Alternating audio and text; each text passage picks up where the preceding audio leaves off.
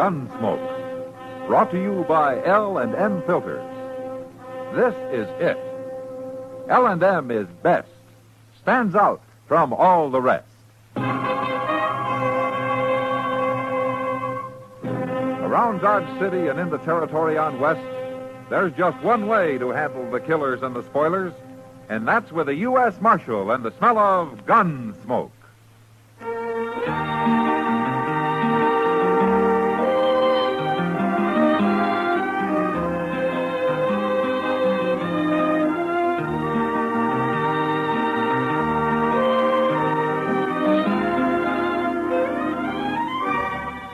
Gunsmoke, starring William Conrad.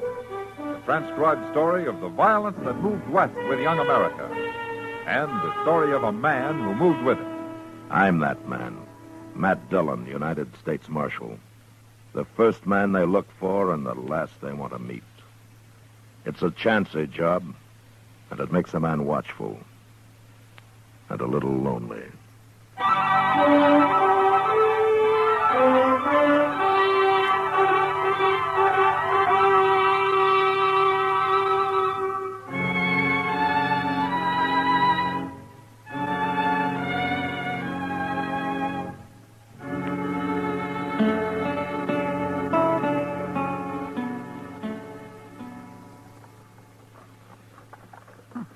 That's funny, Mr. Dillon. Oh, what is, Chester?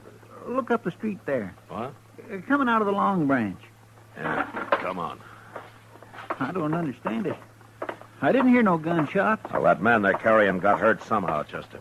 If he'd only passed out drinking, they'd probably left him under the bar and stood on him to improve their reach. Oh, I've seen that happen, Mr. Dillon. I've really seen it. Now, look, there's Doc with him. He's got better ears than I have if he heard any gunfire. Now, there are other ways of killing men, Chester. Oh, yes, sir, that's true, Mr. Dillon. I saw a man killed with a bullwhip once. Oh, that was You bad. men carry him up to my office. The door's open. I'll be along as soon as I talk to the marshal.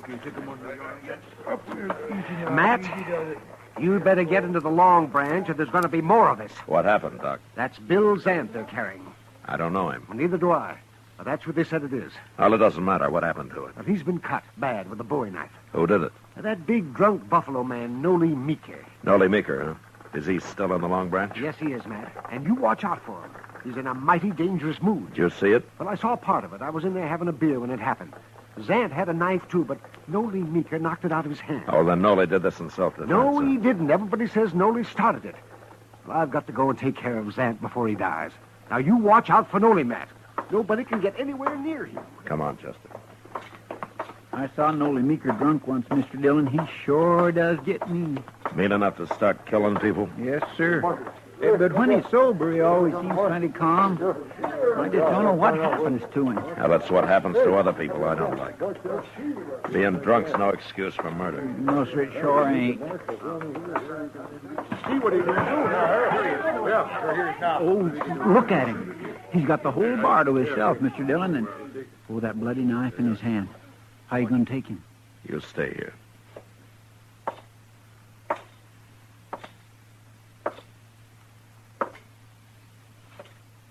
Evening, Noli. Get away from me, Marshal. Why don't you drop the knife, Noli? You're in enough trouble now. I killed Zant, didn't I? I'll kill you next. Zant isn't dead yet, Noli. Then I'm going to have to keep you in jail till we find out if he's going to live. I ain't going to jail. Not if I have to cut me a path all the way out of Dodge. If Zant dies, you murdered him. You're not leaving Dodge. Now, you can't be so drunk you don't understand that. Come on, Marshal, let's fight. But my 6-gun against your bowie knife, you wouldn't have a chance, Noli. Now, why don't you calm down before you get hurt? You go get yourself a knife. No, I'm not going to go get myself a knife. Okay, we'll fight this way. Forget about fighting, Noli. I can cut good with this knife, Marshal. I can throw it, too. Stop it, Noli. Didn't know that, did you? What? Hell, you don't throw too good when you're drunk. Noli?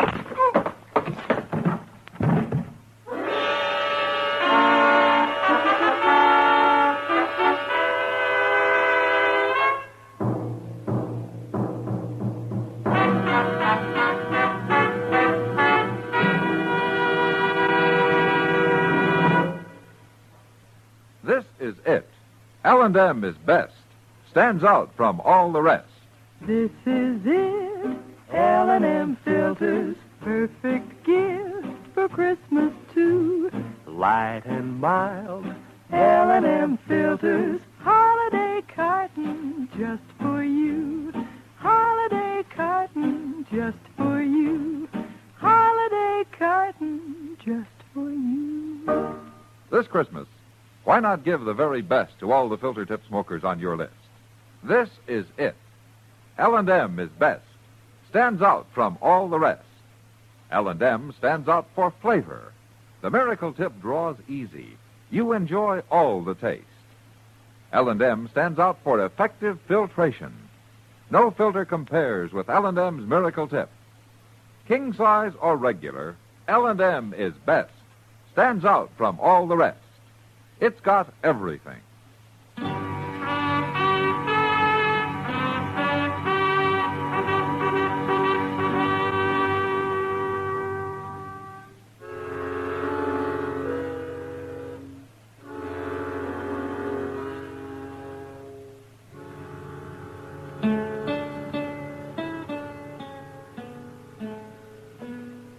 Feel pretty good today, do you, Nolly?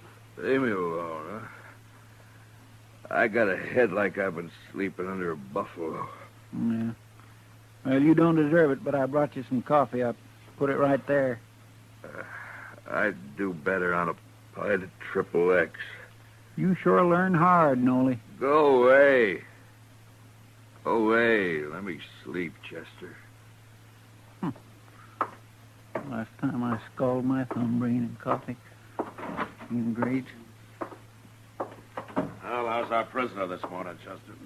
Well, I don't think it's the liquor so much as the way you hit him, Mr. Dillon. Well, he had it coming. He sure did. That knife couldn't have missed you more than an inch. I still don't know why you didn't shoot him. Well, how would it look for me to shoot somebody that didn't have a gun? Besides, I don't think Nolly really knew what he was doing. Well, I ain't sure he knows yet. Good morning, Mac. Chester. Oh, Doc. How's Zant coming along, Doc? Well, that's what I came to tell you, Matt. Zant's going to live. Huh? He's going to be awful thin for a while, but he'll live. Bring Nolly in here, will you, Chester? Yes, sir. Nothing vital was cut, Matt, but the man bled so much. It took me over an hour to get it stopped. And for a while there, I thought he'd surely die. You know, it's too bad there isn't some way to get blood back into a man when he loses that much. Well, I don't know how you could do that, Doc. Oh, if I could. I'd save twice as many lives as I do. Well, I'm going to go to bed, Matt. It's been a long night. Thanks for coming down, Doc. That's all right.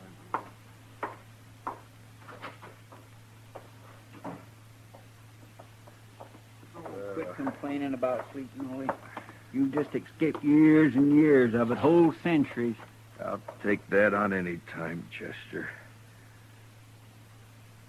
What'd you want, Marshal? You sober enough now to tell me why you took your knife to Zant last night, Nolly?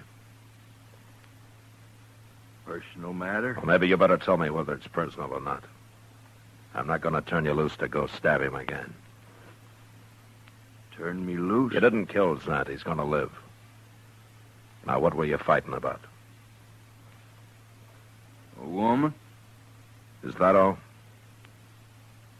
You got something against women, Marshal? That's not what I meant. I've known you for a long time, Nolan. You never seemed like the kind of a man who'd try to kill somebody over a woman.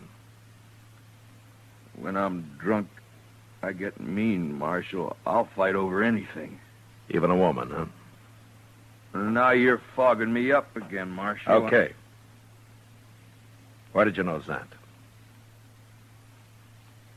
We've both been working for Ezra Marcy. Collecting buffalo bones? We gather 'em up off the prairie and bring 'em back to Dodge and sell 'em to Marcy. And he ships 'em back east on the railroad. It's beyond me how they can make fertilizer in China and stuff out of them little buffalo bones. Nolly, you and Zant work together, is that it? No. I got my own wagon. He's got his. But I still don't like him. You going to leave him alone?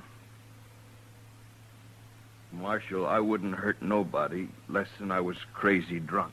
You tried to kill me, too. Do you know that? I did? Oh, Marshal, I don't believe that. You threw your bowie knife at me. And you're lucky I didn't shoot you. I shouldn't have done that. Well, you start drinking again, and I'll throw you in jail as soon as I see you. All right, you can go now, Nolly. But you came awful close to hanging. You just remember that. Well, my pa always said I'd hang. I won't cause no more trouble, Marshal. So long. So long, Chester. Goodbye, Nolly. Mr. Dillon, you believe that about them fighting over a woman? There might be more to it than that, Chester. Why don't you ask Zan about it? Well, if Nolly's lying, Zant will lie, too. But whatever they were fighting about, I doubt that it's over. He hurt Zant too bad for that.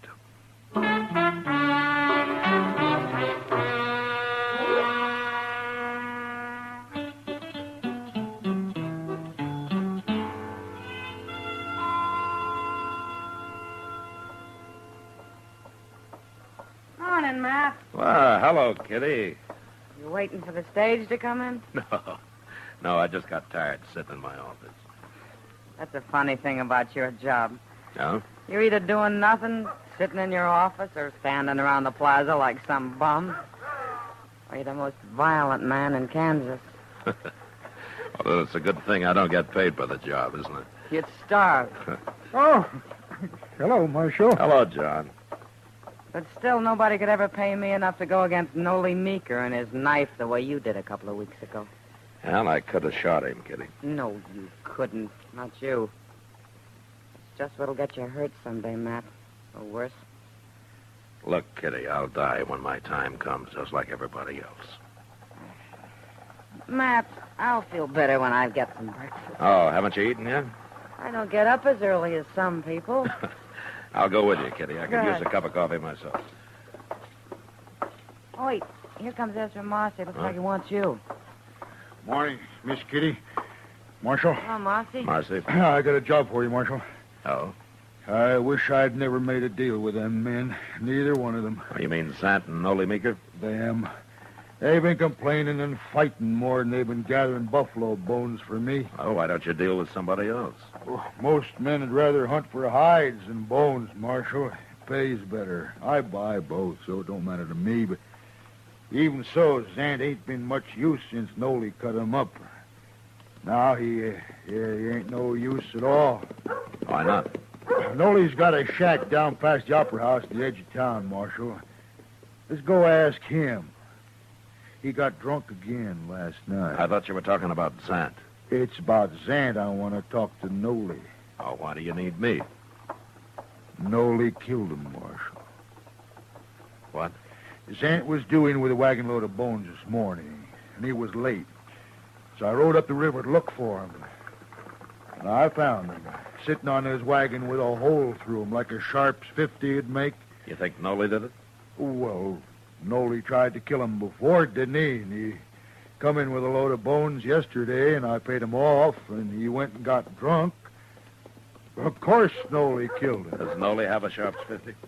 He used to be a hide hunter until he got tired of it. And it was a Sharps that killed Santa. Anybody can tell that. Yeah, I guess they could. That Noli Meeker's a murderer, Marshal.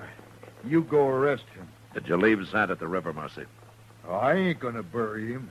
Come along and show me where he is. All right, I'll send somebody out to bury him, but let's go find Noli. I don't want no murderer to get away. I'll talk to Noli later. No, we'll get him first. We're going to the river, Marcy. Now.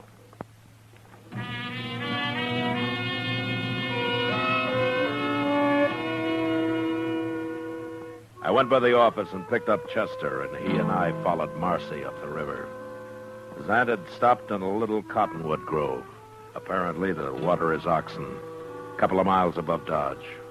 And we found him there, slumped over the seat of his big Studebaker wagon, shot in the back. The wagon, piled high with sun-bleached buffalo bones, was headed toward the river. But the oxen had stopped when Zant was hit and were standing patiently, waiting for their next command. We laid Zant's body onto the sand, and then I had Chester lead the oxen down to the water. A few minutes later, he was back.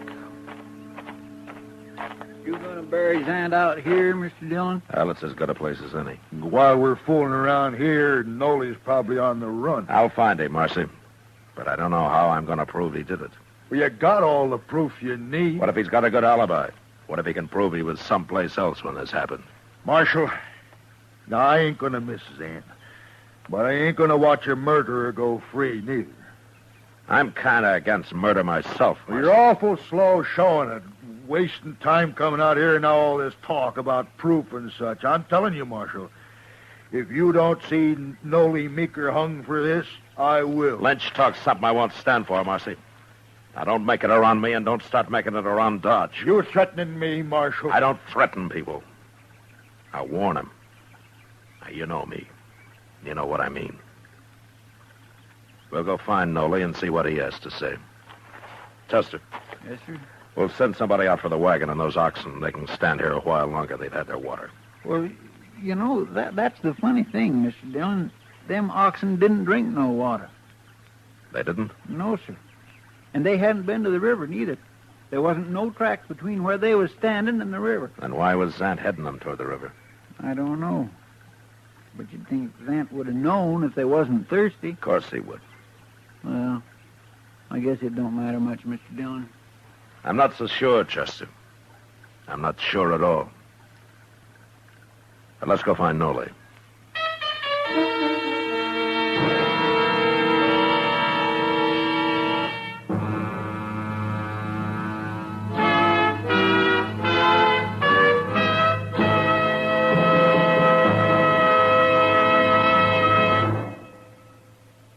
Filter tip smokers, this is it. L&M is best. Stands out from all the rest. Yes, L&M is best. Stands out from all the rest. L&M stands out for flavor. The miracle tip draws easy. Lets you enjoy all the taste. L&M stands out for effective filtration. No filter compares with L&M's miracle tip for quality or effectiveness. L&M stands out for highest quality tobaccos. Low nicotine tobaccos. L&M tobaccos. Light and mild. L&M's got everything. King size or regular. It's America's best filter tip cigarette. Yes, L&M stands out from all the rest.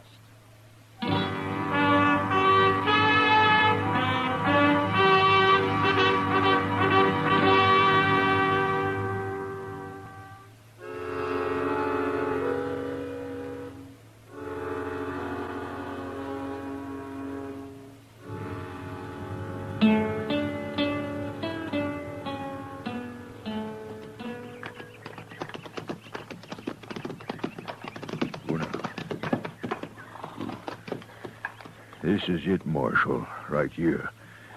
I just hope Nolly ain't awake and watching us out of one of them cracks.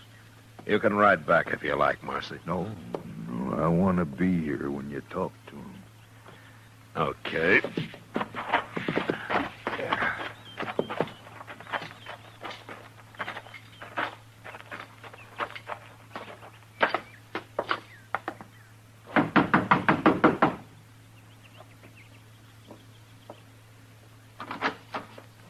I want to talk to you, Nolly.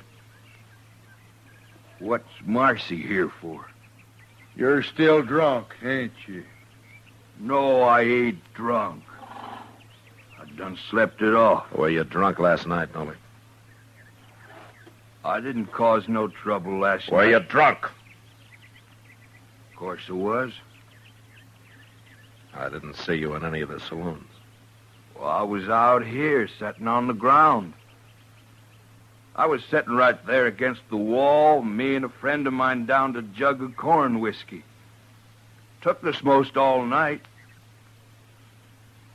What did you want to know for? You had a friend with you? He was here till about an hour or two ago. Who was it? Well, you don't know him. He's an old Indian, a Cheyenne. Where is he now? He's on his way home. Where? Absaroka Mountains. Absaroka Mountains in Wyoming? Well, that's what you're doing here. Looking for him 'cause he run off the reservation down south. Well, you won't find him, Marshal. That old Cheyenne's traveling alone, and he lives like a wolf. You'll never find him. No, I don't expect we could. Well, there goes his alibi. Alibi? What are you talking about? About Zant's murder. Zant's murder? You'll hang for it now. Wait a Nolly. minute, Marcy. Zant was shot in the back with a Sharps 50 this morning, Nolly. A couple of miles up the river. Marshal, you're thinking I did it? Well, you tried to do it once before. I didn't kill him, Marshal. If I was to kill a man, I wouldn't do it that way. I ain't no coward. Arrest him, Marshal. He can do his talking in jail. I didn't do it, I tell you. You know I ain't that kind of a man. I ain't a good man, but I ain't like that. Okay, Nolly. I believe you. I couldn't prove it anyway. Now, look here. Shut up, Marshal, Marcy. What you... And you remember what I told you. I don't want to hear any talk out of you. Come on, Chester. There's something I want to do in town.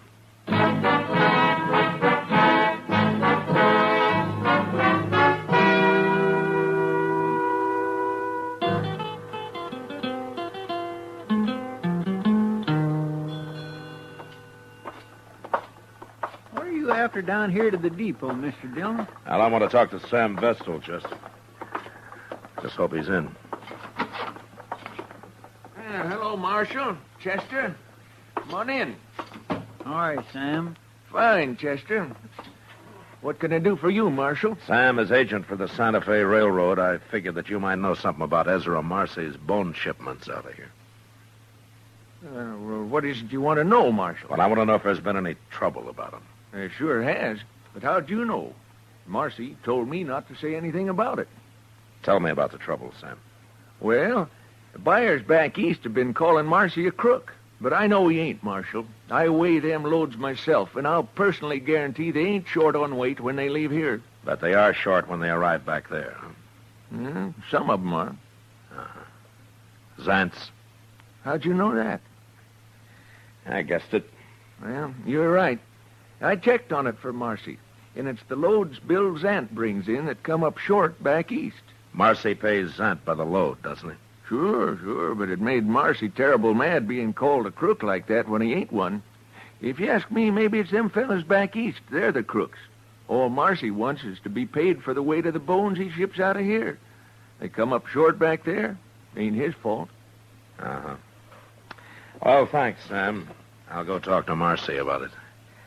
I think maybe I can straighten this whole business out now.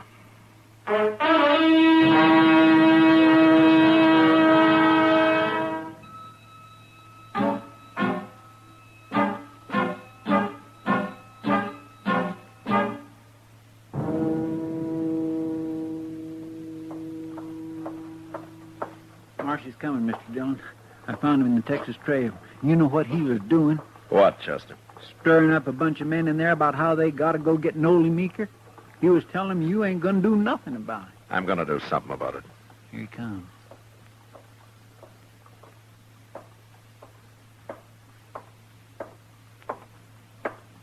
It's no use, Marshal. You can't stop me now. I already got 10 men in there on my side.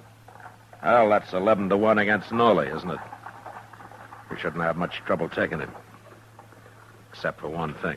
You ain't gonna stop us. I'm stopping you right now. All I gotta do is yell. And they'll be out here, Marshal. Marcy, I had a talk with Sam Vestal down at the depot. What? The bones Zant's been hauling in. They've been losing weight on their way back east. All right. So I told you. That's my trouble, Marshal. I'll handle it. You've already handled it. What are you talking about? You're scared to death, aren't you? I don't know what you're saying. Those oxen weren't thirsty at the river. Zant wasn't headed for water because of them. It was to soak those sun-dried buffalo bones. You figured it out, too, didn't you? Waterlogged, they weigh in heavy here, but by the time they're weighed again back east, they're dried out. Zant was a crook. Yeah, sure he was. But you shouldn't have murdered him, Marcy. Me? Murder him? I'm arresting you for it. Oh, no. Oh, you ain't. I'm going to take your gun, Marcy. No.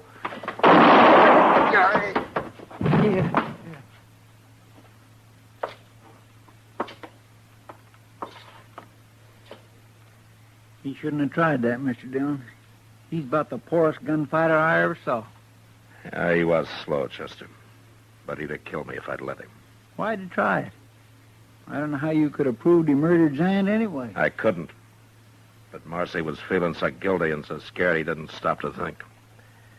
If he had, he might have bluffed the whole thing out and gone free. No, it was his own guilt that did him in, Chester.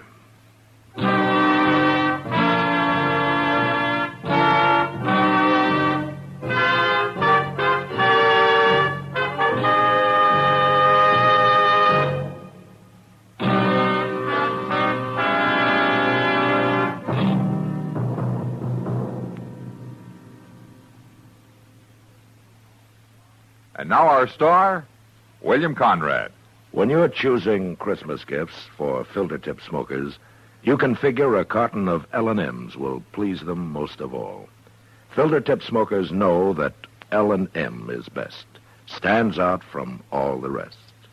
And L&M's come in just about the handsomest Christmas carton you ever laid eyes on. Give king size or regular L&M's, and you're giving America's best filter cigarette.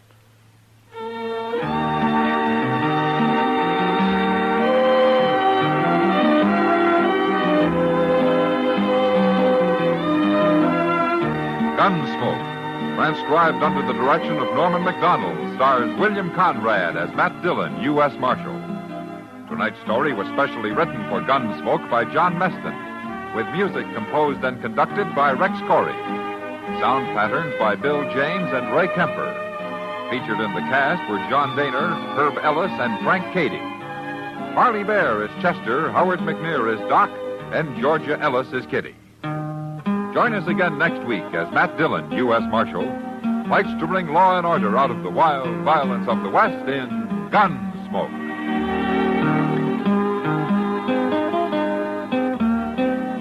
Tuberculosis can attack at any age, and it can invade any home, rich or poor. But Christmas seals fight tuberculosis. Help protect you, your family, and all of us from our country's #1 infectious killer. This year, use Christmas seals on your cards and packages.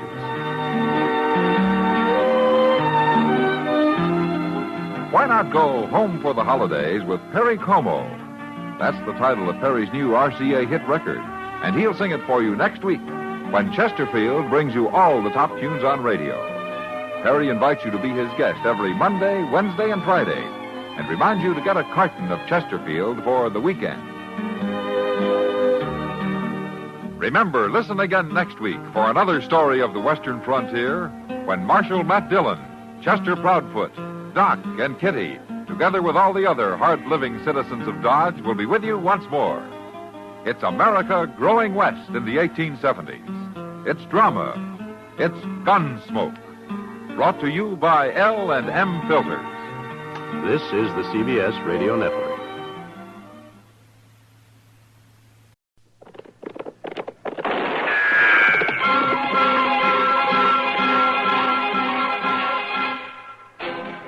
Around Dodge City and in the territory on west, there's just one way to handle the killers and the spoilers, and that's with a U.S. Marshal and the smell of Gunsmoke.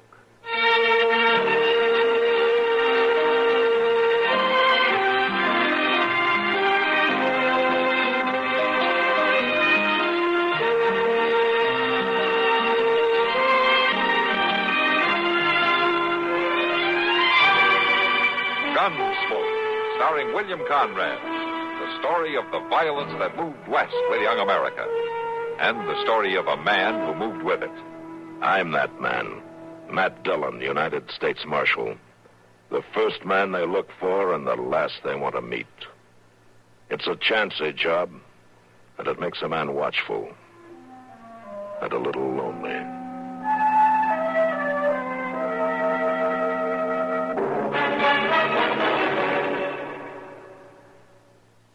Janet, I'm worried. About the church supper, Mother? I promised I'd make the chicken pies, but the way I felt lately with headache and muscular aches and pains, I don't feel up to it. I don't wonder with that discomfort. Better do something about it. But what? Try Doan's pills.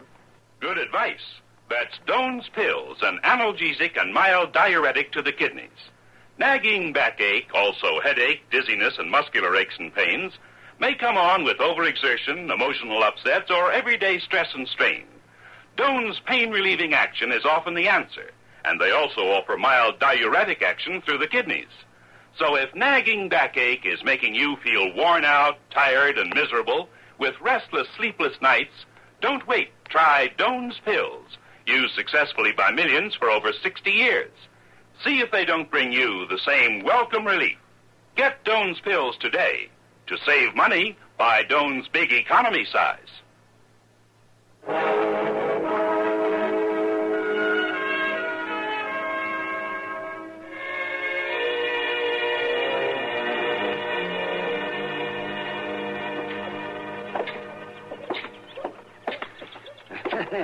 I swear, Matt, you'd think that Chester was getting a love letter every day. The way he races off after the mail. Yeah. He sure likes to pick it up every morning, doesn't he? I'll say that. He barely takes time to chew his food before he's off after it. I wouldn't worry about Chester, Doc. He gets his nourishment all right. Oh, I know he does. But I could write a new medical book on his digestive processes. That's a good idea. Why don't you do that, Doc? Chester'd sure like to be famous. Yeah, but I'm not so sure he'd like for me to cut him open. You're probably right about that.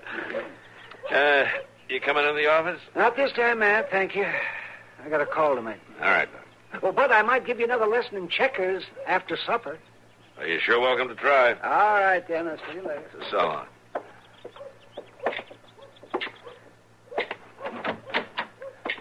The U.S. Marshal ought to be where folks can find him. Hello there, Finn. It seems to me even a U.S. Marshal has a right to some breakfast. Sure took your time at it. Well, I'm here now. Who's this fellow with you? That's what I come about. Listen here, Marshal. Can a man run his own cattle drive or can't he? Well, it seems to me you've always run yours, Finn. What's the trouble? A man don't have to have nobody riding with him less than he wants, does he, Marshal? Of course he doesn't. You know that. Well, then lock her up. Lock who up? This lying, contrary, mule-headed woman. Woman? Come here. Turn around so the Marshal can see you what you are. Take your hands off me. See, Marshal? See? Now, just a minute. You have no right to keep me here, either of you. Your smart talk won't do you no good around here. You've been breaking the law like I've been saying right along. There is no law that says... Both of you, quiet down. All right, now, Finn, what's this all about?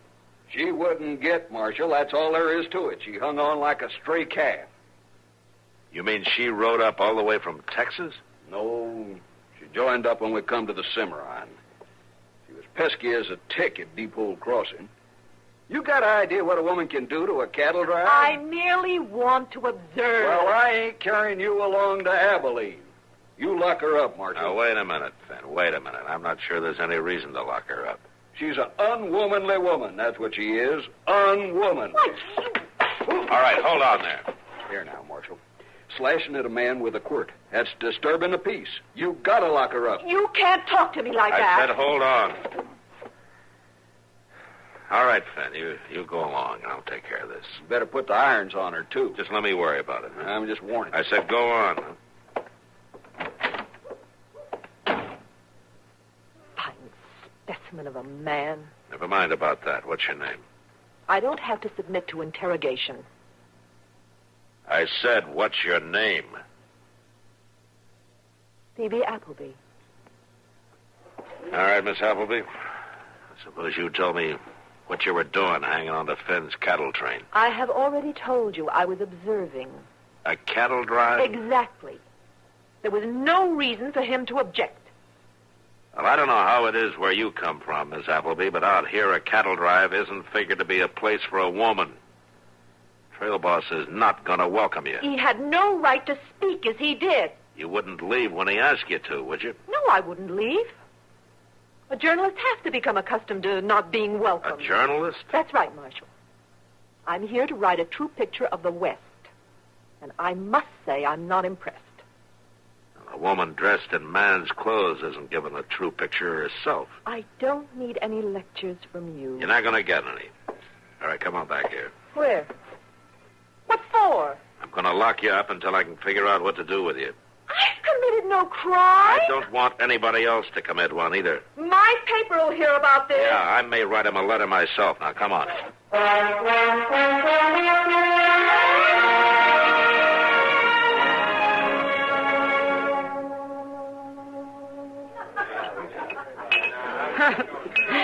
You better have another beer, Matt, to calm your nerves. It is not that funny, Kitty. You'll have to admit this one woman has you more upset than the last few gunmen you've had to contend with. Well, I know what to do with a gunman. And not with a woman, is that it? Miss Russell, when you're through enjoying the big joke, maybe I can ask you to help me, huh? Oh, sure, Matt. You know I'll help. What do you want me to do? Well, she's got to have a place to stay. You're going to let her go, then? I locked her up more for her own protection than anything else. No telling what had happened to her if she walked up Front Street. I thought you said she wasn't very, well, that she wouldn't exactly turn men's heads. No, she's no looker, Kitty. It's the man's get-up she's wearing. She's a sight. The rowdies aren't going to make it easy for her, that's all. Well, you better get her some clothes. Yeah, that'd help some. And I think Ma Smalley would let her stay in the back room until the woman, what's her name? Oh, Applebee.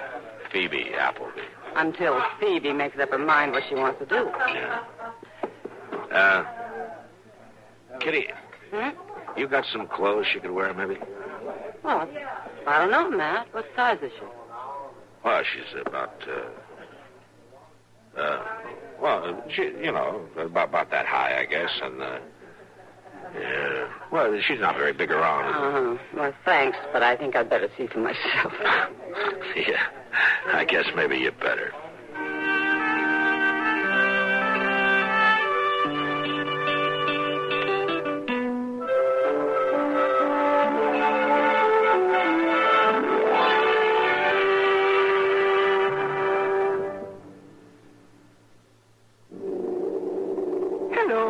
My name Wang Li. I cook 15 years. Observed everyday vegetables often very dull. I like you to know about French's Worcestershire sauce. Reason, French's is Worcestershire that make big difference in cooking. Please to listen. French's Worcestershire is honorable sauce cherished for generations, rich with rare ingredients, exotic spices. Example, one ingredient, soy. Very special with vegetables. French's Worcestershire, full of spicy ingredients. 15 in all. As good as soy. But not Chinese. You try vegetables cooked this way. 1 tablespoon French's Worcestershire added to boiling vegetable water causes mouth to also water. Ah, so. Just be sure of name. French's Worcestershire, from honorable makers of French's mustard. Thank you.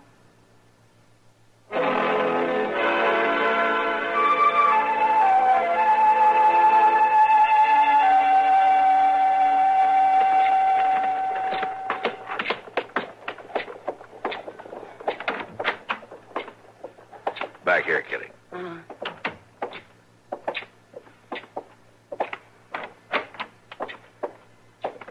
Miss Applebee, this is Kitty Russell. She's come to help you. Hello, Phoebe. I don't need any help from you. Well, somebody ought to help you get some clothes. My clothes are waiting for me in Abilene. Not going to do you much good in Dodge. If you'd stand up and let me look at you, maybe I could find something to fit you. I suppose even Dodge City has a shop that sells dresses. There's a general store. It sells dresses? It sells dresses. Well, I suppose it'll have to do. We managed to get along. Here. What's this? Well, I should think you could see. It's a purse, Miss Russell. You may purchase me a dress. Something in a pale yellow, I should think. Of good material, something better than calico. Oh, of course. We couldn't expect you to wear calico. And perhaps you can get me some suitable underthings. I'll try. All right if I go now, Matt? Yeah, sure, Kitty. You might find out about Ma Smalley's room, too. What's that? Well, we're looking up a room for you to stay in, Miss Applebee. Would that be in a boarding house? Yeah. Miss Russell, on your way back with my dress, would you please engage a room at the hotel? Matt? Well, I guess you might as well, Kitty. It'll save Ma Smalley some trouble. Sure. Miss Russell, Yeah, Phoebe. please get a room that's suitable for me, will you? That won't be easy, but I'll try.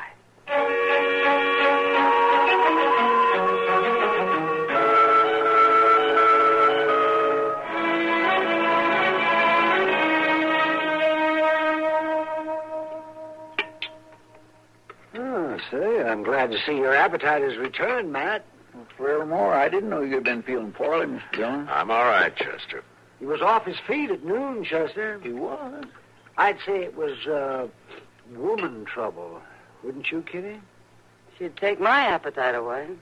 Well, now, of course, I ain't sorry, but it sounds like you're being mighty hard on a poor, misguided female lady. Oh. You all right, Miss Kitty? Kitty, it's merely a case of smothered imprecation, Chester.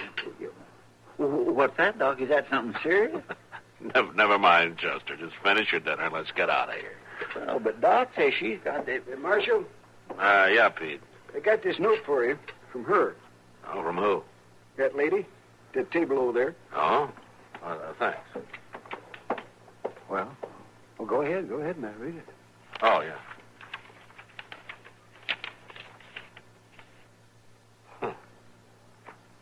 She wants to talk to me. She does. Well, who is it? A strange woman in town? You've been talking about her all through dinner.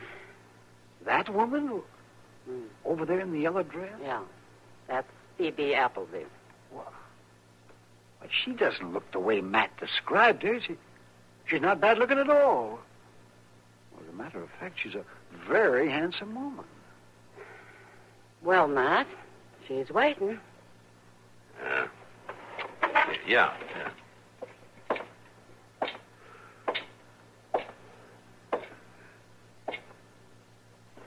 You wanted to see me?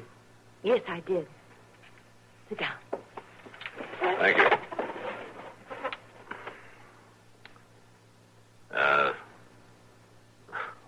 What did you want to see me about? I guess I owe you an apology for my appearance earlier today. No, there's no need for that. Yes, I think there is. A woman should always look her best. Don't you agree?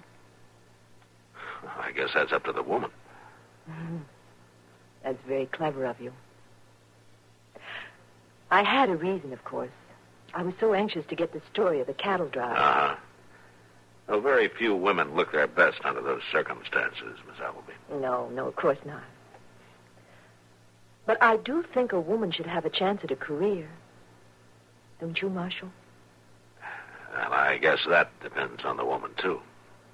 How about me? Well, Miss Applebee... Call me Phoebe. Phoebe, it just doesn't seem like you'd need a career. What do you mean? It's just that you're a rather handsome woman. And, Your ideas have changed since this morning, haven't they? well, so have you. Not really. I still want to observe. Send back a true story of the way things are in the West. The wild, wild West. Oh, we aren't that wild. We aren't that interesting either. Then I'll have to observe that, too. Listen, Phoebe, there are a lot better things for a woman to observe. Are you afraid some big man with a gun will walk me into your office again and ask you to lock me up? Maybe. Well, it's not going to happen this time. This time I'll be right where you can watch me. I'm glad to hear that. I'm going to stay here in Dodge, acting like a lady. Until the next time you go out to round up a prisoner. No? Then what? Well, then I'll ride out with you. Hold on. I should have thought of it before. Riding out on a manhunt. That'll be a story that sends back to Philadelphia. I'm afraid that's a story that you're going to have to make up, Phoebe. Give me a chance. I can ride. I can even shoot. I wouldn't hinder you. Come to think of it, you might even hinder whoever I was after. Don't laugh at me, Marshal. I'm serious. I'm serious, too, Phoebe. I couldn't take you out on government business. You're afraid. You're afraid to let me go with you. As a matter of fact, you may be right about that.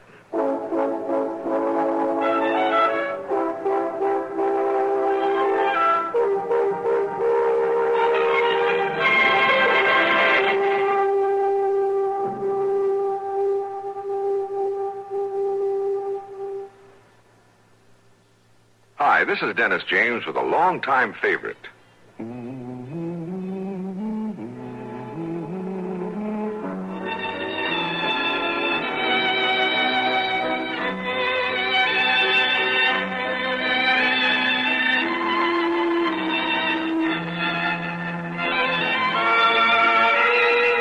Yes, the longtime favorites are usually the best, aren't they? And one favorite folks have relied on over the years is Kellogg's All Brand. Since 1919, America's favorite natural laxative cereal. Kellogg's All Brand is the safe, gentle way to overcome irregularity caused by lack of bulk in your diet. It tastes good, too, and it never gets mushy in milk. There's only one All Brand, Kellogg's All Brand. So relieve constipation the way millions do with Kellogg's All Brand. ALL-BRAN. Yes, you're so right to stay regular with Kellogg's All Brand. Try it, okay? Okay.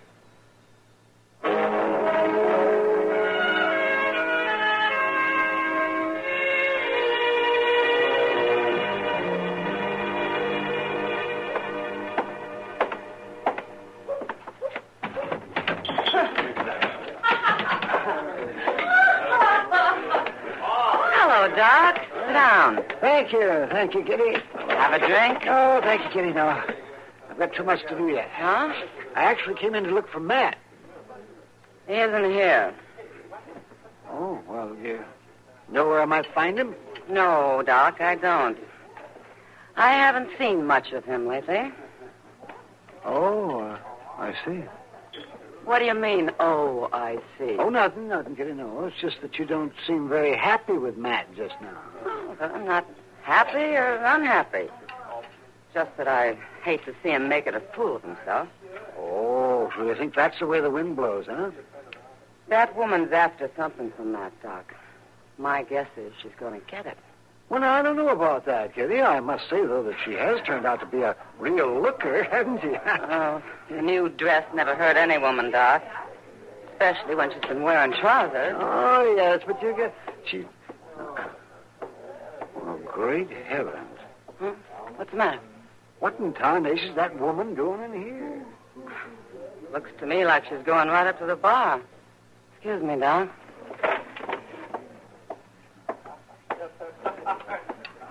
That's right, bartender. Leave the bottle. Hello, Phoebe. Oh, hi, Miss Russell. That's right. Oh, of course. This is where you work, isn't it? I'm an owner of this saloon. But it isn't a very good place for unescorted women, Phoebe. If this whiskey is any indication, it isn't a very good place for anybody. I'd really suggest, Miss Russell, that you improve its quality. The whiskey should be the least of your worries. I'm not really worried, Miss Russell. Well, you should be. Women just don't come into the Long Branch, Phoebe. Be smart of you to leave. I have a right to observe, Miss Russell. The American people have a right to know what goes on in these Western places. I can tell you that. In this saloon, they drink. Are you afraid of what I might say in my article? No, I'm not afraid. Go ahead. Observe. I'll be here in case you need help.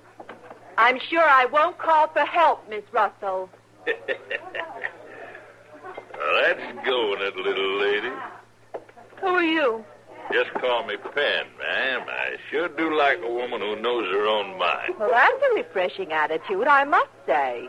That's a what? Hey, Rod, come up this way. I got me a fancy-talking woman for sure. You better watch out, Pen. Them kind is dangerous. Oh, not when they're so pretty. Let me buy you a drink, lady. No, thank you. I have one. Oh, come on. I got me plenty of money. I got me enough money to buy everybody a drink. I'm sure you have. Sure but I have. Just listen. Come on, everybody. I'm buying. Look, don't move. That's right. Step right up. Step right up. See, lady? I got the money.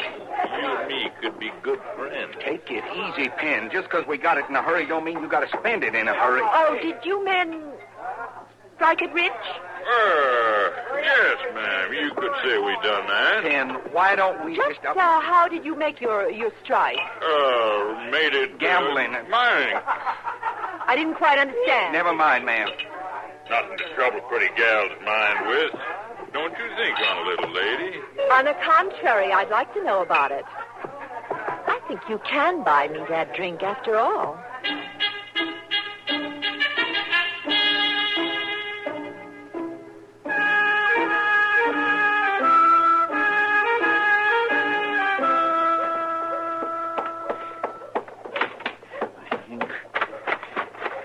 There'll be a big fight over there.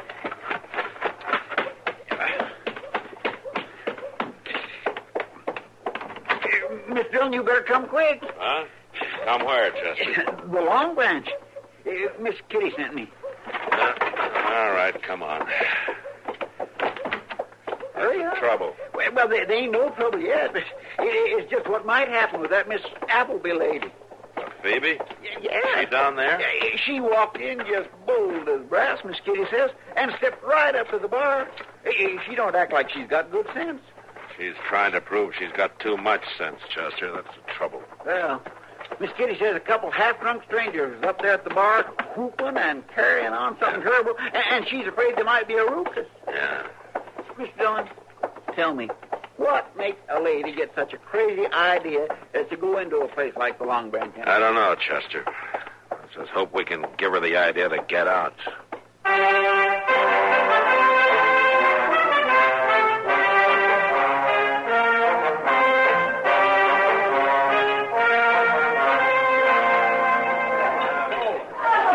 Believe me, Mr. Penn, I do want to know all about it. It'll make a first-rate story. Now, this mine, where did you say it was? Why, it was out west. Up north a ways. You don't seem to agree. Well, that's because he ain't never knowed when to keep his mouth shut. Now, you listen here, Rudd. I got as much right to talk as you got. You talk enough, and you'll wind us up in jail. You mean this might be a case for the law? Now, you see there, Penn? Why, well, it ain't nothing, lady, nothing at all. I have an idea that you didn't get the money from a mine at all. Come on, Penn. Come on, where? We're going to get out of here before I ain't you going talk no anymore. place. I said move. The gun. That's right, lady. Now, you get out of the way. She ain't gonna get out of the way. She's gonna stay right here in front of me. Now, you ain't gonna shoot a lady, Rudd, are you? Let me go. Not right now, lady. Not till he gets gone. I'll shoot the both of you if I have to. All right, drop the gun. Not hardly.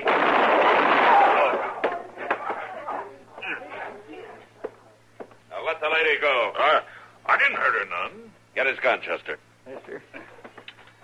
All right, you. Get up. Come on. My hand. You near shot my hand off. You're lucky. Take him along, Chester. Lock him up. Yes, sir. It was her, Marshal. It was her. Making Penn talk. There'd never been no trouble. You'd never have known. I might have. A wanted poster came in this morning. All right, go on, Chester. Get Doc to look at that hand. All right, sir. Come on, you. Walk. Oh, All right, Phoebe. Looks like you got a story after all. Phoebe? You're going to have to wait for your answer, Matt. The lady journalist has just fainted.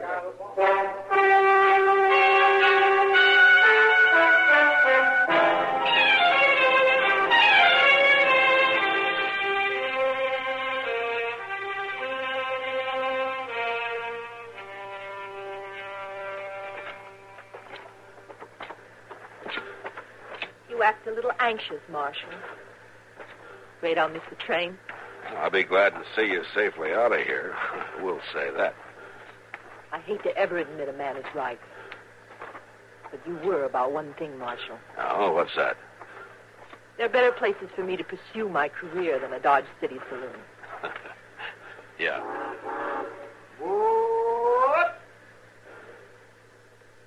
Well, the Marshal's office can stop worrying about me. As soon as this train pulls out. There'll be other things. Yes, I'm sure there will be. And I wouldn't be surprised if once in a while you wish to have me to worry about instead. Isn't that right, Matt? Yeah. Yeah, I wouldn't be surprised. Well, come on. Have to get on the train.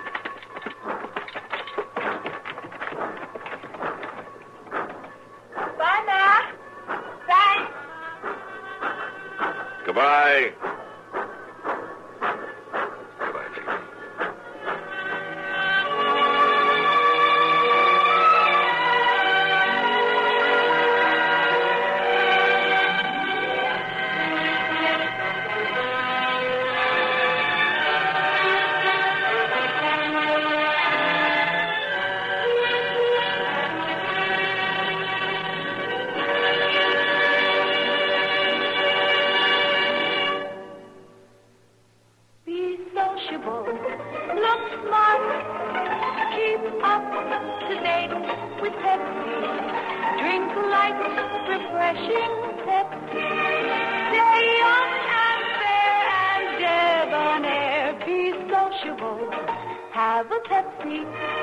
When you're out for fun, there's nothing like carting along an extra carton or two of light, refreshing Pepsi-Cola. You can enjoy all you want of Pepsi's lively taste and sparkle, because Pepsi refreshes without filling. So travel light with light, refreshing Pepsi wherever you go and whatever you do. Buy an extra carton.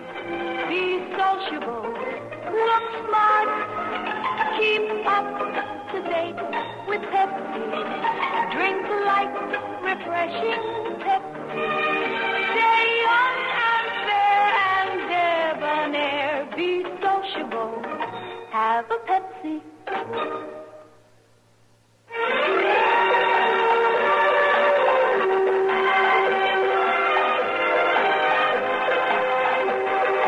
Gunsmoke.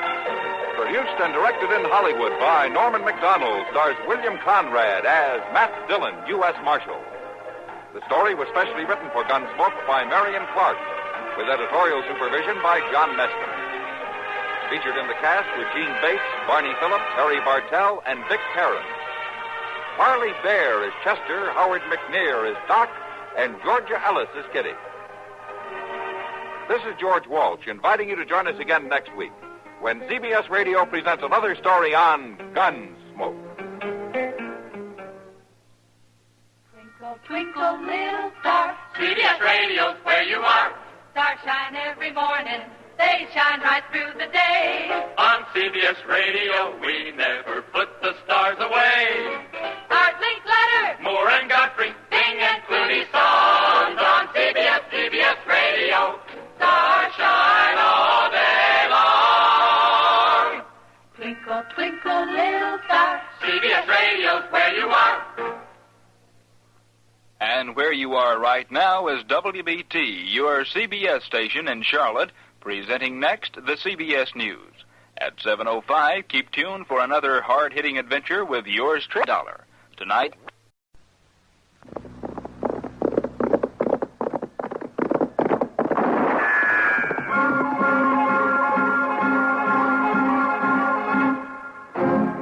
Around Dodge City and in the territory on West, there's just one way to handle the killers and the spoilers, and that's with a U.S. Marshal and the smell of Gunsmoke.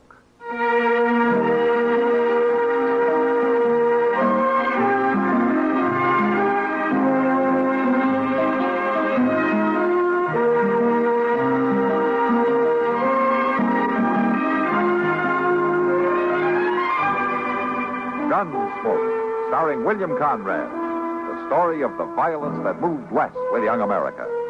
and the story of a man who moved with it. I'm that man, Matt Dillon, United States Marshal. The first man they look for and the last they want to meet.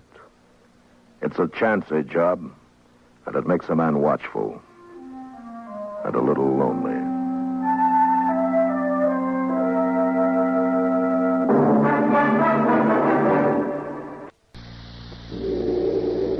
Hello, my name Wang Li. I cook 15 years. Observed, everyday vegetables often very dull. I like you to know about French's Worcestershire sauce. Reason, French's is Worcestershire that make big difference in cooking. Please to listen. French's Worcestershire is honorable sauce cherished for generations, rich with rare ingredients, exotic spices. Example, 1 ingredient, soy, very special with vegetables. French's Worcestershire, full of spicy ingredients, 15 in all, as good as soy. But not Chinese. You try vegetables cooked this way. 1 tablespoon French's Worcestershire added to boiling vegetable water causes mouth to also water.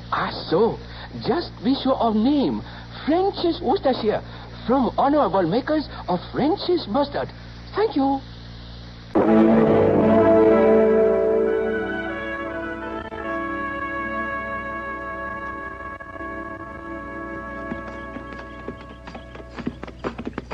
Hey, that there was a big one. You see that, Mr. Dillon? No, I didn't, Chester. Oh, my. If you're counting heads, I didn't see it either. Only heads I'm counting is catfish, Crown. And that there was number 6 since we've been riding down here along the riverbank. You right sure you can count that high? To 6? Well, you ain't saying you can go higher.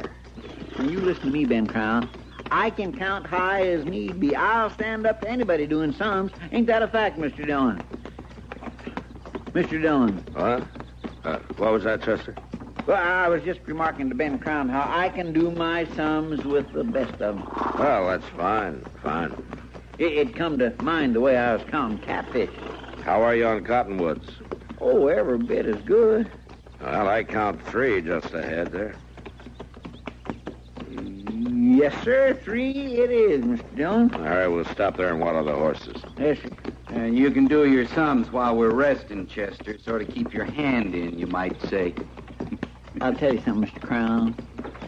Me and Mr. Dillon, we brought in prisoners before that was a sight funnier, and you are just a sight funnier.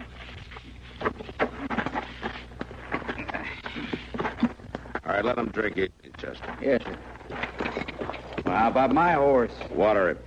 With my hands tied? You can hold the saddle horn, you can water your horse.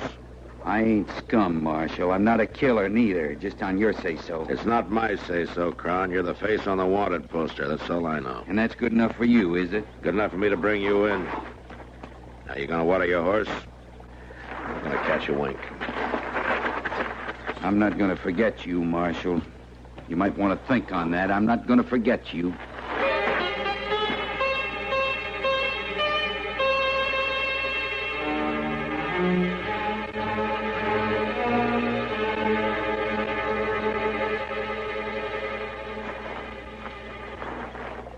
Mr. Dillon. Mr. Dillon, best rouse yourself now. What? Oh, Chester, I guess I must have dozed off. The horses is all watered and rested up.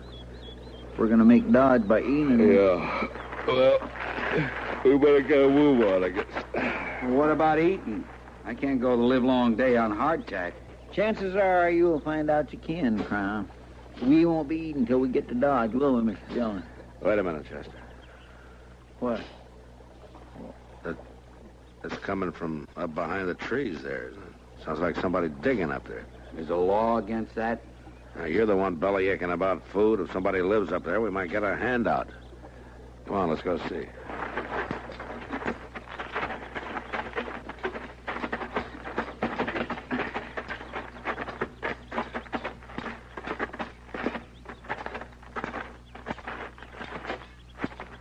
Well, she ain't even looking up, Mr. Dillon. She must have heard us, though.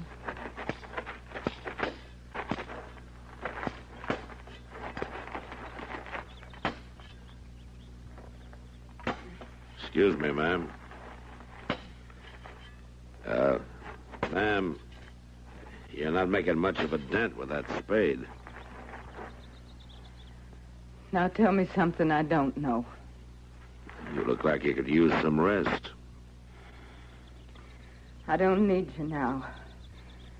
You could have come earlier. 2 days, 3. It might have mattered then. I sure don't need you now. Mr. Dillon, she's just skin and bone. You're no good to me coming now. Well, you sure shouldn't be out in the hot of the day this way. You know should and shouldn't, do you? Well, I just mean the sun is punishing, man. The sun, the land, the life. It's all punishing. Now go on with you. You're too late. Too late. Too late for what, ma'am? Leave me be. Just leave me be. Now, let me have the spade, ma'am. You're not strong enough. It won't matter. I die in the trying. Leave me to my work. Mr. Dillon? She just crumpled up. Yeah. I'll carry her inside. Ain't no food here from the looks of her. She's starving to death. Chester, bring Crown along.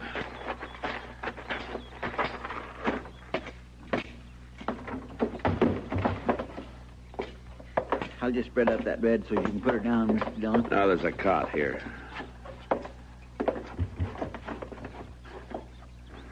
Besides, looks like the bed's occupied.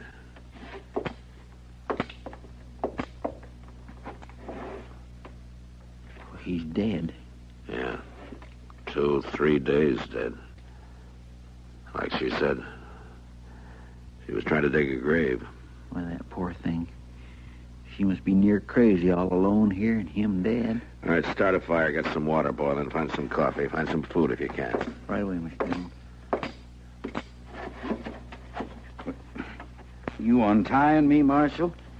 For what? He was a big man, Crown. Dig a big grave.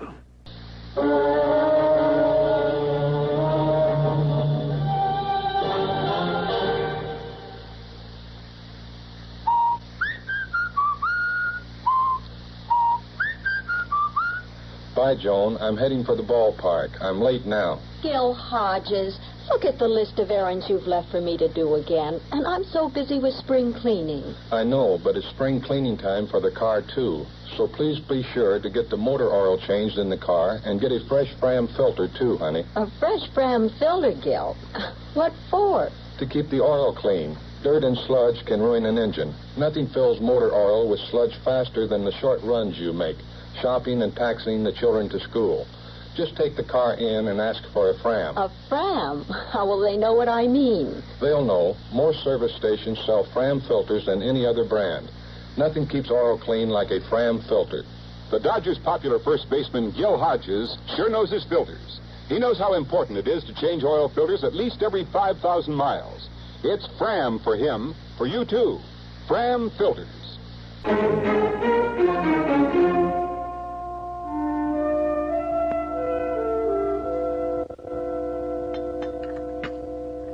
You feeling some better, ma'am? Letty Thatcher. You saved my life. I guess you can call me Letty. You want some more coffee, Letty? This'll do me. I thought there was 3 of you. Oh, they're outside. I guess you found Luther. Yes, we found him. Did you set him in the ground yet? We thought you'd want that. I've been trying to do it myself all these days. I lost track of how many. He was a long time dying, a long time lying there dead. I couldn't help him die, and I couldn't help him once he did. You got no neighbors? Nobody fool enough to live here but Luther Thatcher. He was bound he wouldn't live near no settlement. It'd choke him, he said. Crowd around him and choke him. Well, I could have stood a little of the choking myself. We're heading for Dodge City, Letty. We'd be glad to take you along. I'm the marshal there. Might be able to help you get settled. Settled at what? At living, with people around. Oh, I don't need folks now. I don't need nothing now. Everything I got's here. You can't stay on here alone, Letty. Off this way, it's not safe for a woman alone. Safe? I don't know what that means, Marshal. Don't talk safe to me. I got the roof Luther left me. I got a stove and a bed. But you can't work the land. We couldn't find much food around. We got potatoes in the ground. And the Lord knows the prairie's alive with rabbits. I'll make do. Well, can't force you to come with us, Letty. But if something like pride is keeping you here now, that's a big price to pay. Pride. Pride. I'll show you something, Marshal. Here, out the window. Now, if you look close, you can still make 'em out. Toward the river from Luther's grave, there's 5 more. You see, just little mounds of dust now, but you can make 'em out. Yes, I can make 'em out. My babies. 5 of 'em. 1 for each year we've been here. Them and Luther now. All I got in the world is here, Marshal. I'm not leaving them. You're not afraid to stay? I guess I'd be afraid to go.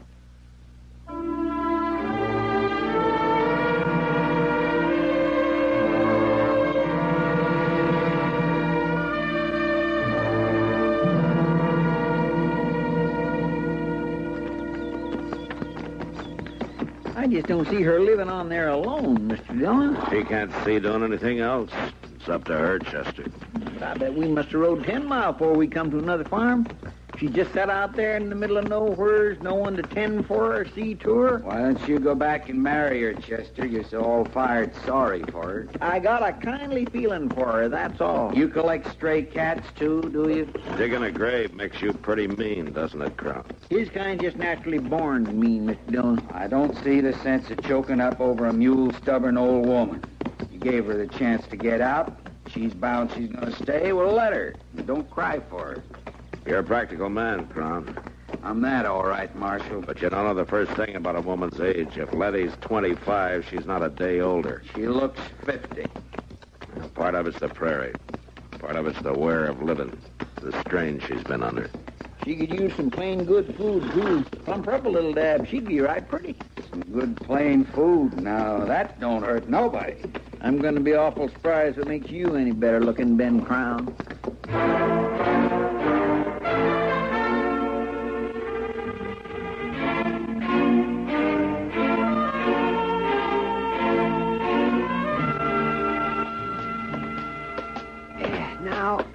Just a minute. Now, let me get this straight, Chester.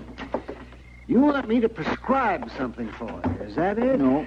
Now, Doc, I didn't say that exactly. What I said was I wanted you to prescribe something. Well, that's what I said. You said prescribe something for me. Well, I didn't say it was for me.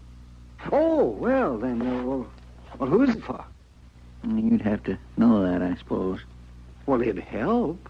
Now, you tell me who it is, and I'll go and see him. No, I can't do it that way. Chester, there are times when you don't make any sense at all, and this is one of them. Now, I've had a busy day, and I'd just soon go to bed as play this game, whatever it is, with you. It's no game, Doc. My goodness, it's serious as can be. Now, look, I'll tell you. Let's say it's me that's ailing. And I don't know any powers that'll fix what ails you. Well, let's say I'm off my feet. You? I'm dragging around, half-starved. I need something to pick me up, like a tonic. That's it. Now, you just give me a nice bottle of tonic, and we'll forget the whole thing. A nice bottle of tonic? It don't matter the color, red or green. I got red from the last medicine show that come through here, but I ain't in the least particular as to color. Just something to put the bloom in my cheeks again. Oh, for heaven's sakes, Chester. Well, now, Doc, I aim to pay. Now, you listen to me. In case you don't recollect, we just came from dinner at Delmonico's. You ate steak and eggs and 2 helpings of stew, bread and gravy. And a slice of pie. All right. Now, I don't call that being off your feed. And you're not dragging around. You're waddling around from eating too much. You don't think I need a tonic, do you? I would put tonic last on the long list of things that you need. Well, what about the bloom in my cheeks? Chester. Good night. Now, Doc, you... Good night. Oh. Good night.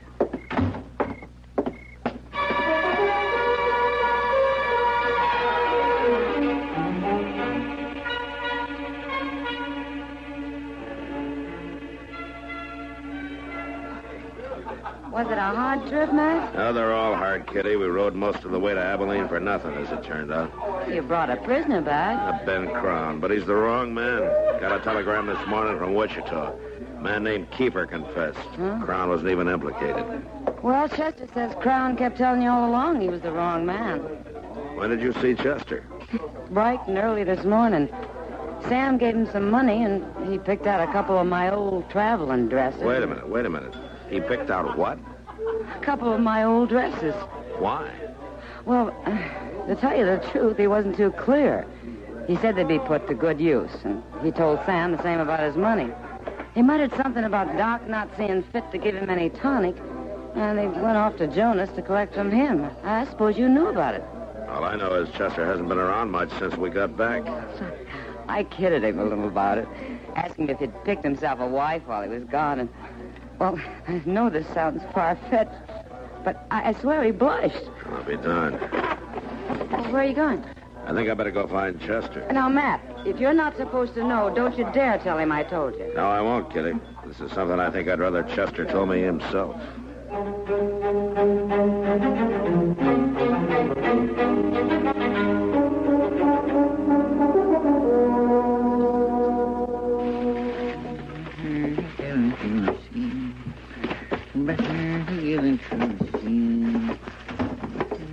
Afternoon, Chester.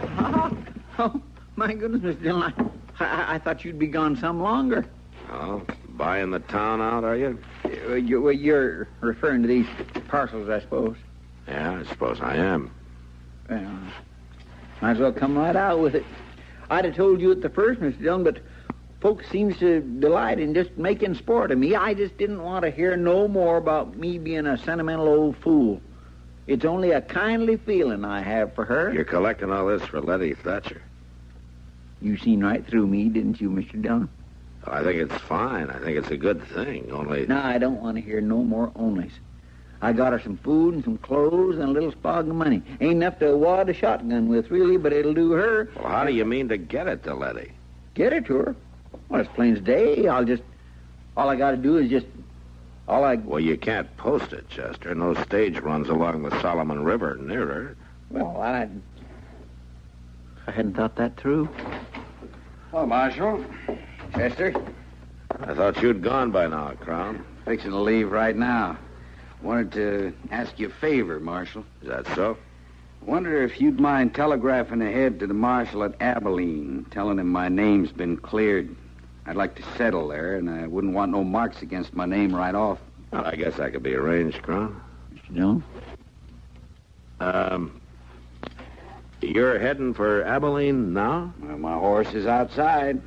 Well, maybe you can do us a favor, Crown. We'd like these parcels dropped off at Letty Thatcher's. Now, that wouldn't be out of your way. My horse ain't no pack mule, you know. Ain't but just a few little... You mean to set up in business in Abilene, you say? Friend runs a Trails End saloon, said I could buy in. Uh-huh. Guess if I want you to send that telegram, I'd best oblige you. Huh? Well, now, you're nice to offer to take these, Crown. I'll just carry them on out for you. Somehow I get the idea you were just waiting for me. We'll be much obliged, Crown. I'll send a telegram right away. And you tell Letty hello for us, will you? Sure, Marshal. Sure I will.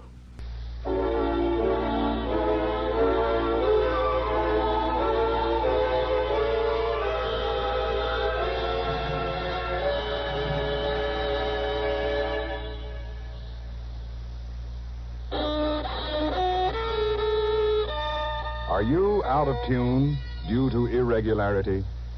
Then help yourself get back in tune with Kellogg's All Brand. Pleasant, isn't it? The feeling of well-being you get when constipation from lack of bulk is no longer a worry.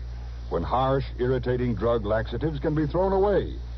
Because Kellogg's All Brand is the normal, natural way to regularity. Its whole brand content gentles away constipation, supplies your system with the bulk-forming foods you need for youthful regularity. And it tastes good, too. Fact is, Kellogg's All Bran is the one and only whole brand cereal that combines proved effectiveness with appetizing taste and crispness. So if you're out of tune, help yourself get back in tune as millions do with Kellogg's All Bran. ALL-BRAN. Kellogg's All Bran.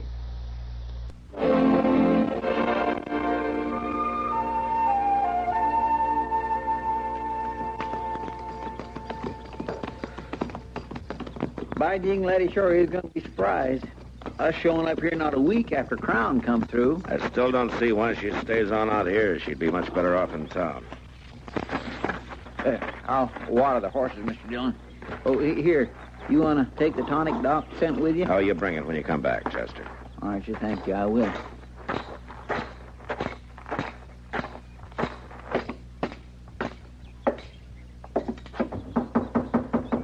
Letty, it's Matt Dillon. Letty?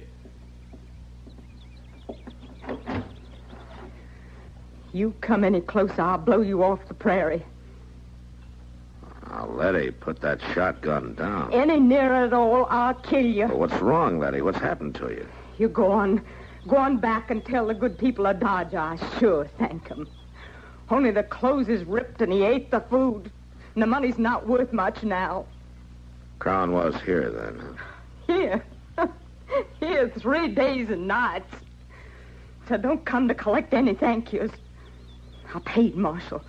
I paid for all was given me. Now, Letty, you need care. You can't stay on here. I'm going to take that gun and you're going to go back to Dodge City. No. I'm through with men forcing me. I'll die or I'll kill, but I'm not enduring any more. Letty, I'm not going to harm you. Now, I'm your friend. I am not going to harm you, Letty. Now, you give me that gun. No, come on. Oh, no. Chester! Come up here. Oh, my land, but... Oh, ma'am. This is Crown's work, Chester. I want you to stay here. When she's able, pack her up and take her back to Dodge. Oh, yes, sir, I sure will, but what about you? I'm riding to Abilene.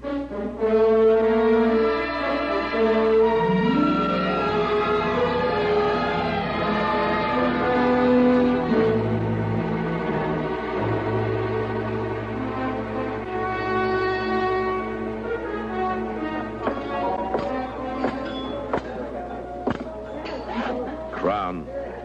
Well, Marshal Dillon, welcome to Trail's End. That's for Letty, Crown. Now get up. Now, wait a minute. Why, she not worth us fighting over, Marshal. I ought to know. A widow woman, sick and in need. What kind of a brute are you? She's asking for it, staying out there alone. Why, any man would...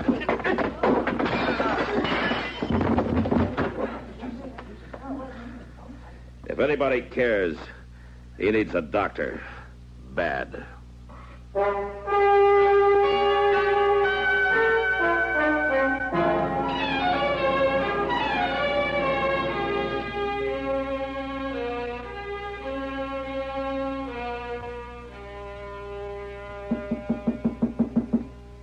Come in. Ah, hello, Letty. Well, Marshal Dillon, I wondered if you'd be coming to call. Well, I've been out of town. Doc says you're coming along fine. Well, I declare that folks here have been so kind. I near forgot how kind and gentle folks can be. Chester, Miss Kitty, Doc, and Ma Smalley. Hey, Ma says she's having trouble keeping you down. Well, I got to pay my keep. I can't always be taken. Well, there's time, Letty. You just get strong and well again. Marshal, I was wrong. I faulted on so many things. What happened was my doing. Staying on when you tried to get me to leave. Well, you just try to blot it out, Letty. That's best. Yeah. I'm remembering lots of things. All of it. It's right that I do. Luther, rest him, seeing the good of it out here, wanting to make a place for us. All I could ever see was what we were losing. You lost a lot. The folks here, the most of them are building a town, a life. I'm going to be a part of it, part of the good. I owe it to Luther. No, you owe it to yourself, Letty. I tell you, the West needs women. Women to be part of the good. Well, for so long, I just said to myself, I wish I'd die. Well, I wish you'd live, Letty. But you're the only one can do that. Nobody else can do that for you. Well, that's what I'm coming to know, Marshal. That's what I'm coming to know.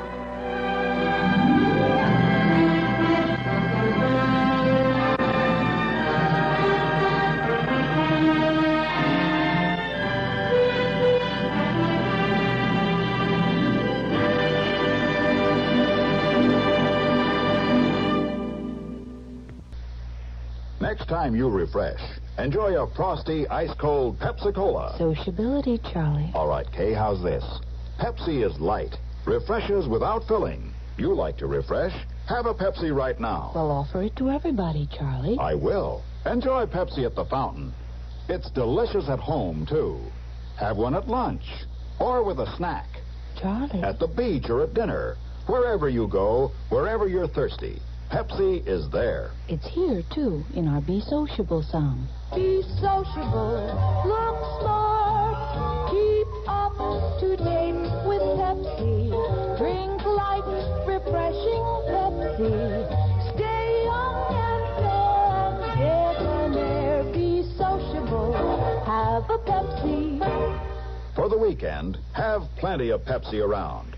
Pick up an extra carton today. CK, I'm sociable. With Pepsi, everyone is.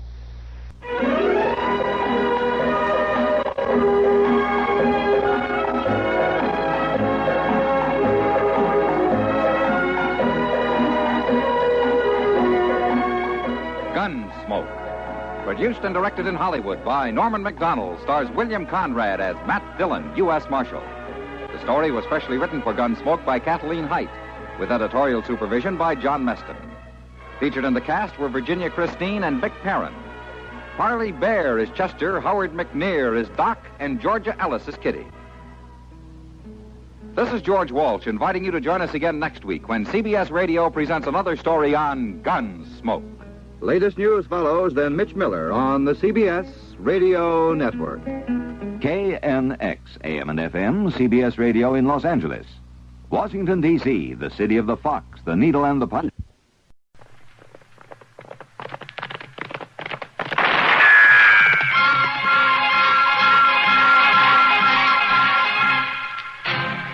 Around Dodge City and in the territory on West, there's just one way to handle the killers and the spoilers, and that's with a U.S. Marshal and the smell of Gunsmoke.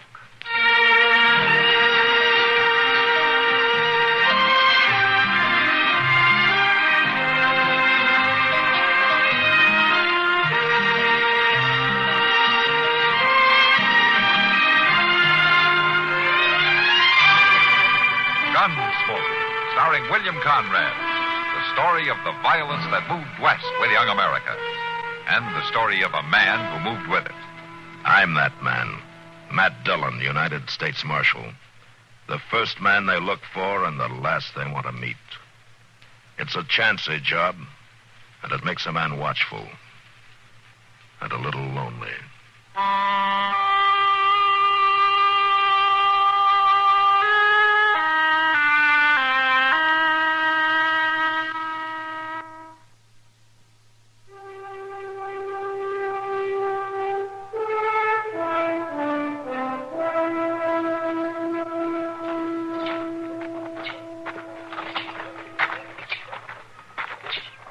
Take good care of them, will you, Moss? They've had a hard ride. Oh, I sure will, Marshal. I'll rub them down real good. Yeah, thanks, Moss. Mr. Dillon, it sure is a shame to have to ride them horses so hard in this kind of weather. In any kind of weather, Chester. Yes, sir, that's so. But that stagecoach sure did move along, didn't it? Yeah. Now, the next time they ask us to ride guard, though, they're going to have to supply their own horses. Well, they should do that all right. Well, look at there, Mr. Dillon. Them fellows are picking on that poor old man. Yeah, come on. Come on now, old man. You can jump higher, man. Please, mister. Don't shoot. Jump higher, I said. He done it, Dave. He went higher. Just let me go along, please.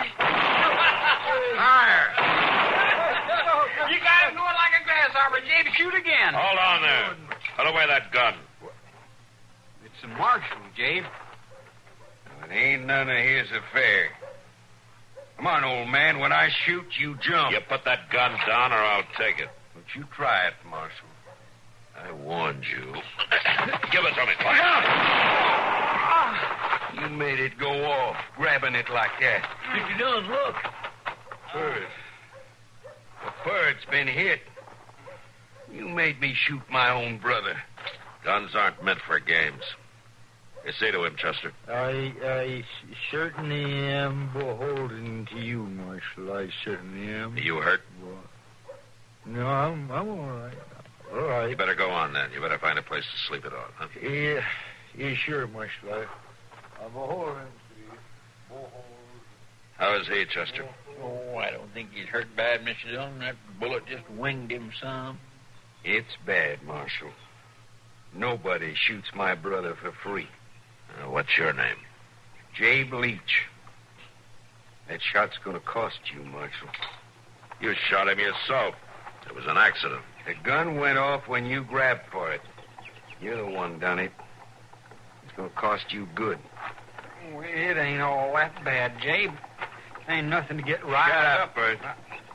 Well, it wasn't meant to I do the talking. There's been enough talking. You better get your brother up to Doc Adams' office. Now, do you want a hand? I'll get him there, Marshal. We don't need no help from you. All right, get moving, then. The next time I see you tormenting anybody around here, I'm going to throw you in jail. He was a common drunk, Marshal. He didn't deserve no better. Look, either you get up to Doc's office or you get out of town. We're going. But we ain't forgetting. I aim to make you pay. You know where to find me, Leach. Just don't give me an excuse to find you.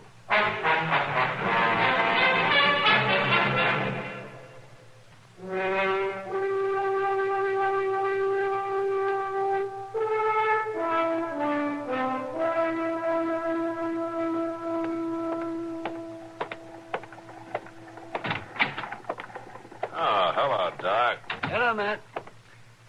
Matt, you've got a minute? Sure, Doc. Is this a professional call? Well, I don't know, Matt. It's about those Leach brothers. Ah, then they did get you to look at that arm, huh? Is it in bad shape? No, it's not serious. The bullet broke a bone in the boy's wrist. He won't be drawing his gun for a while. Yeah. Well, I wish you could say the same for his brother. Well, that's what concerns me, man. Oh, what do you mean? Well, there was something about the way Jabe Leach reacted to the whole thing. I wouldn't worry, Doc. He's more the type to pick on old men than to try to get even with me. I don't know, Matt. I've known them for some time. They're dirt farmers south of town. It's a peculiar situation. Jabe is much older than Purge, you know. Yeah, I know. And ever since their pa died a few years ago, he's been running Purge's life. Well, he sure doesn't let the boy talk much, does he? I don't believe he even lets him think. And there's something, well, it's like something out of the Old Testament. The way he has an eye for an eye attitude about this. Or a wrist for a wrist. I'm not joking about it, Matt. There's something wrong with this man. I'd be careful if I were you. I'll be careful, Doc. Well, tell you what. Come on, I'll buy you dinner.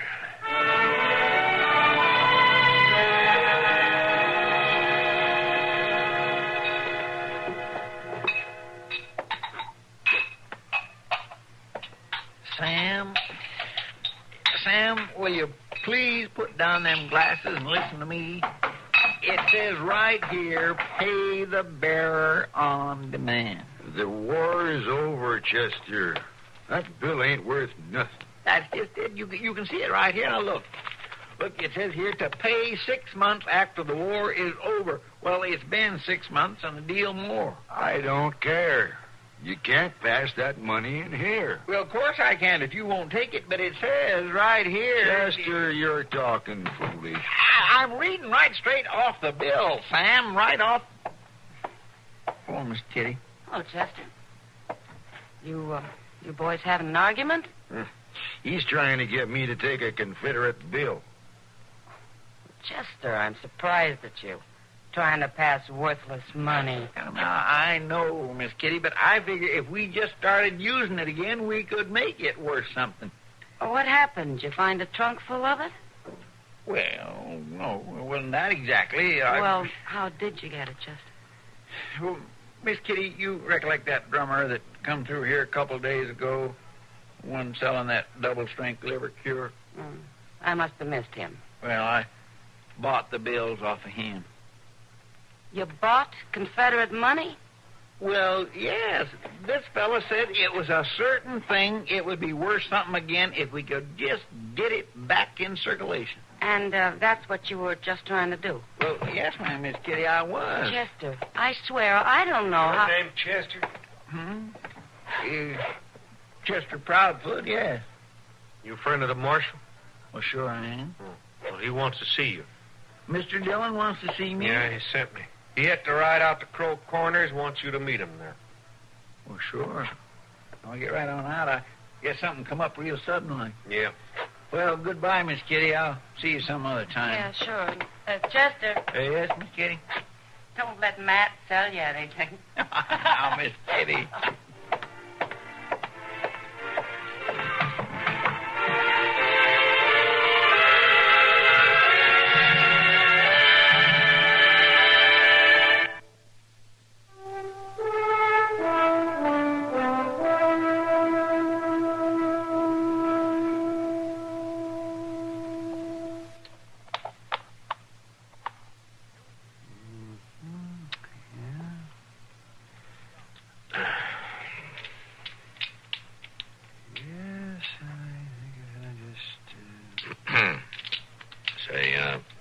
Doc, are you aware that your move?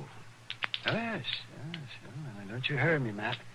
Checkers is a game of thought. I can cause you a lot of damage if I work this out right. Just so you work it out before midnight, huh, Doc? You know, Chester seems to be taking his time, too. He's usually dead to the world this time of night. Let me see now. There. What? Yeah. That fast enough for you, Matt? That's a little too fast, Doc. Yeah.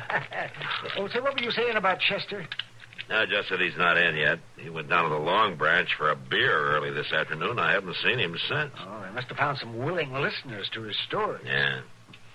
Well, he'll have some new ones when he gets back, anyway. You can be sure of that. What's that? I thought it was something out back. Maybe it's Chester. I'll go see.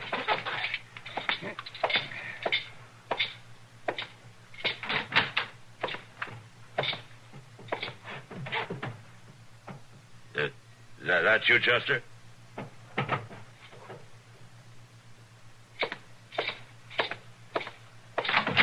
Who's there? All right, speak up, mister. Don't you,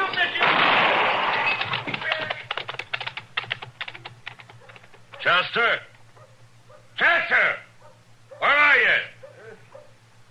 Over here, Mr. Dillon. Over here. You hurt, Chester? I guess maybe I am. Am I? Doc! Hey, Doc! You want me, Matt? Yeah, give me a hand, will you? I just shot Chester. You just shot? Why, that's awful, Matt. Why didn't you tell me it was you, Chester? Why didn't you speak up? Well, he was holding a hand over my face. Well, he shot. Don't talk to him now, Matt. Help me get him inside. Who did it, Chester? Who was it? Jabe. Jabe Leach? All right, I'll get him. Now, Matt, wait a minute. What? I need you here. We have to get Chester inside where there's light. Oh, yeah. Sure, Doc, sure.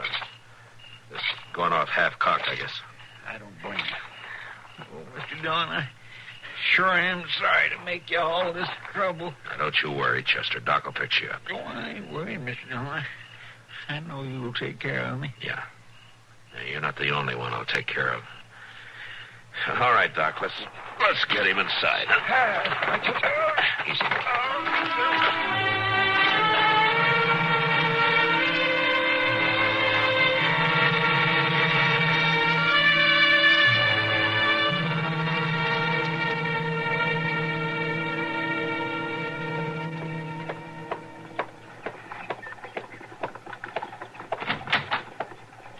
Here I am, Matt.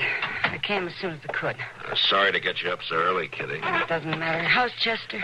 Doc thinks he'll be all right, but he needs somebody to watch him. Well, I'm glad to do it, Matt. You know that. Yeah, thanks, Kitty. However did this thing happen? Oh, that crazy Jabe was trying to get even with me. With you? Yeah, for making him shoot his brother that time I grabbed his gun.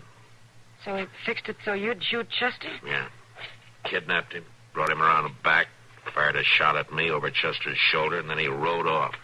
Like a fool, I fired back. And I hit Chester just like he figured I would. Don't blame yourself, Matt. It's not your fault. And I won't forget that I fired the gun. And Jay Bleach won't forget it either. You're going out to the Leach place? Yeah, right now. Matt. Yeah, Kitty? Nothing. I'm scared, but I can't ask you not to go. I guess I'd be doing the same thing. Yeah, Kitty, I think you would.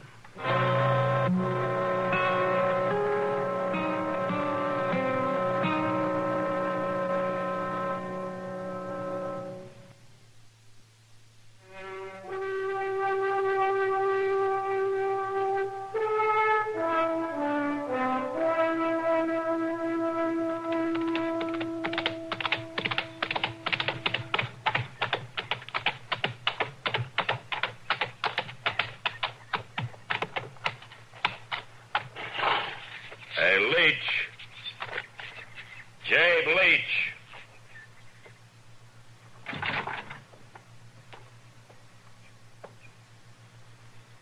My name's Leach. I want to see your brother. Tell him Matt Dillon wants to see him. He ain't in here. Come here. Marshal, I told you. I said come here.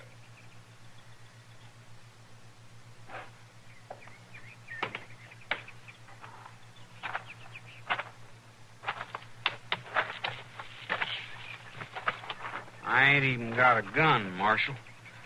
I still got me in my busted wrist. I want to know where your brother is. All right, speak up, Pert, or I'll break your other wrist. Is he hiding out? Jabe don't hide from nobody, Marshal. He ain't afraid of nothing that lives. And where is he? He's out to the barn. You better be telling the truth. He ain't gonna run, Marshal. Jabe don't need to run.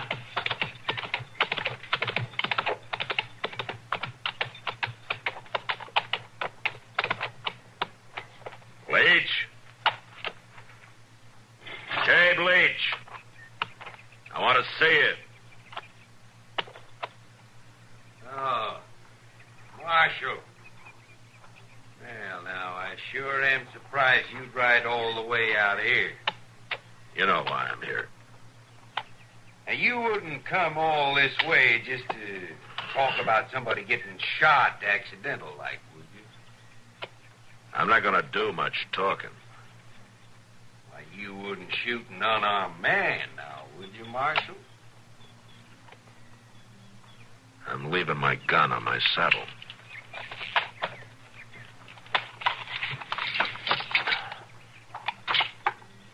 You stay right there. I ain't never run yet.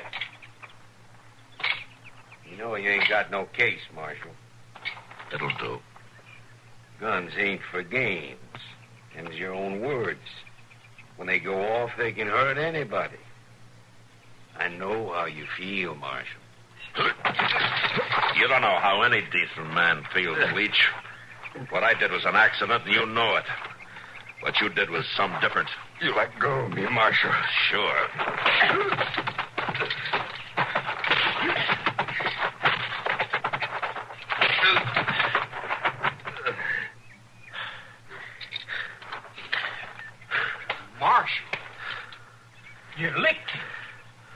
You whipped Jabe. Yeah.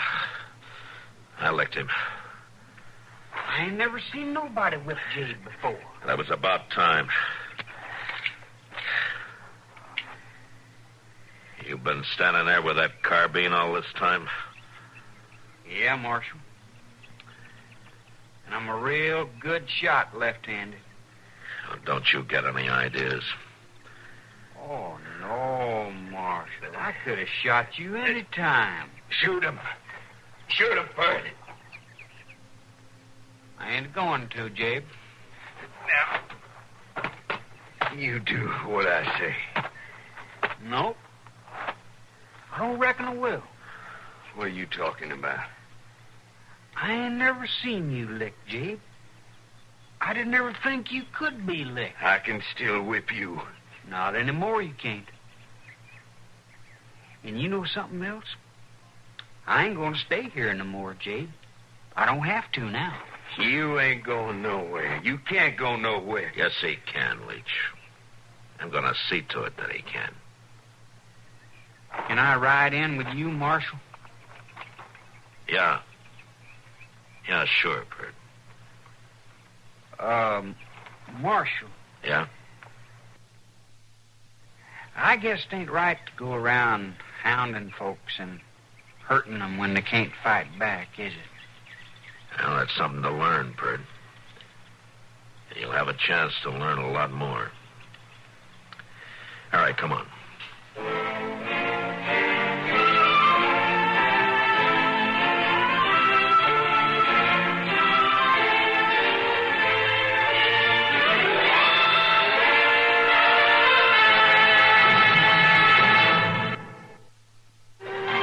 Gunsmoke. Produced and directed by Norman McDonald, stars William Conrad as Matt Dillon, U.S. Marshal. The story was specially written for Gunsmoke by Marion Clark, with editorial supervision by John Meston.